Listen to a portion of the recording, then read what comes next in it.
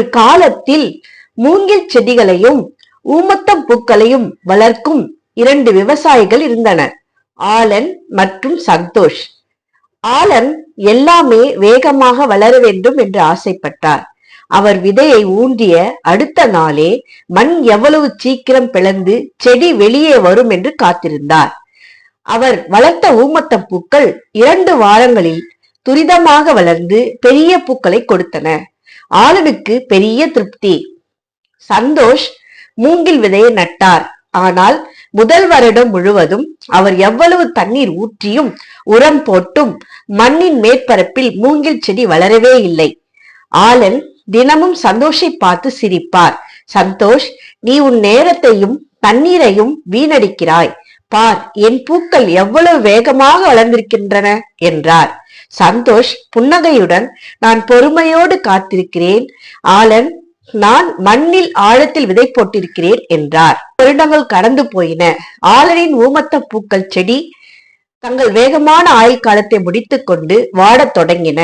அவர் மீண்டும் புதிதாக விதைக்க வேண்டியதாய் இருந்தது. 3ஆம் வருடம் சந்தோஷின் நிலத்தில் அதிசயம் நடந்தது. மண்ணில் இருந்து ஒரு சிறிய அரும்பு வந்தது. அடுத்த 6 வாரங்களில் மூங்கில் மரம் 90 அடிக்கும் மேலாக வேகமாக வளர்ந்தது. ஆலன் ஆச்சரியத்துடன் கேட்டார், இது எப்படி சாத்தியம்? சந்தோஷ் சொன்னார், மூங்கில் செடி முதல் 3 வருடங்கள் மண்ணில் மேற்பரப்பில் வளரவில்லை.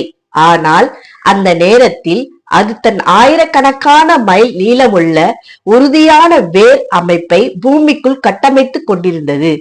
அந்த பலமான வேர் அமைப்பு இருந்ததால் தான் அதனால் குறுகிய காலத்தில் வானத்தை தொட முடிந்தது என்றான்.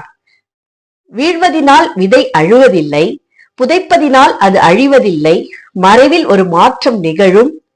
வாழ்க்கையில் நாம் பல நேரங்களில் நினைப்போம், ஏன் இந்த அளவு கஷ்டங்கள் என்னை மட்டும் வந்து பிடிக்கிறது என்று. ஆனால் உண்மை என்ன தெரியுமா?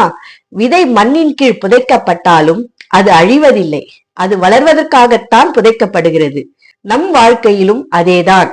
இன்று நாம் விழுந்தது தோல்விக்காக இல்லை, நாளை எழுச்சிக்கான அடித்தளம். நாம் மூச்சுவிட முடியாத அளவு இருள் சூழ்ந்தாலும் அது அழிவின் இருள் இல்லை, புதிதாக பிறப்பதற்காகத்தான் இருள்.